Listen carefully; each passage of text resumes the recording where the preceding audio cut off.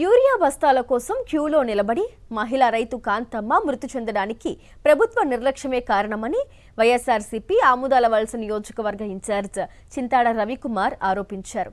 శ్రీకాకుళం జిల్లా నందిగాం మండలం పెద్దలవునిపల్లి గ్రామానికి చెందిన 70 ఏళ్ల రైతు కాంతమ్మ యూరియా కోసం క్యూ లైన్లో నిలబడి మృతి చెందారని తెలిపారు. రైతులకు ఎరువులు సకాలంలో అందించడంలో ప్రభుత్వం పూర్తిగా విఫలమైందని విమర్శించారు. కాంతమ్మ మృతిపై సమగ్ర విచారణ జరిపి బాధ్యులపై చర్యలు తీసుకోవడంతో పాటు ఆమె కుటుంబానికి నష్టపరిహారం ప్రకటించాలని డిమాండ్ చేశారు.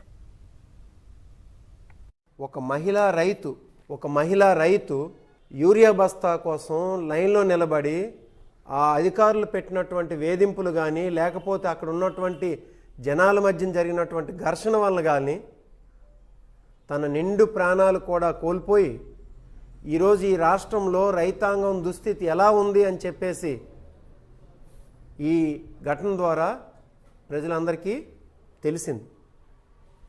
ఈ ఘటన ఎక్కడో జరగలేదు. సాక్షాత్తు ఈ రాష్ట్రానికి వ్యవసాయ శాఖ మంత్రి అయినటువంటి కింజరాపు అచ్చెన్నాయుడు గారి టెక్కల్ నియోజకవర్గంలో జరిగింది.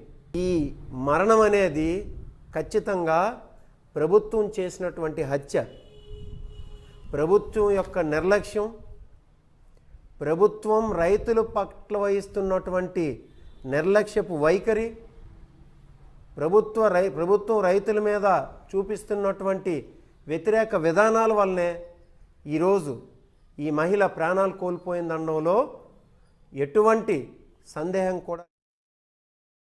మరిన్ని అప్డేట్స్ కోసం ఛానల్ను సబ్స్క్రైబ్ చేయండి. నోటిఫికేషన్స్ కోసం బెల్ ఐకాన్ పై క్లిక్ చేయండి.